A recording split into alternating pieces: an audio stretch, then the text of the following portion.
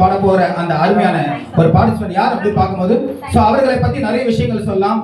Meet up அப்படின்னா அந்த இடத்துல அவர்கள் சிங்கரா இருக்கும் போதும் நான் பார்த்திருக்கேன். அப்போ அவங்க ஆர்கனைசரா இருக்கும் போதும் சிறப்பான ஒரு பாடல்களை உண்டாக்கி கொண்டு இருக்கிறார்கள்.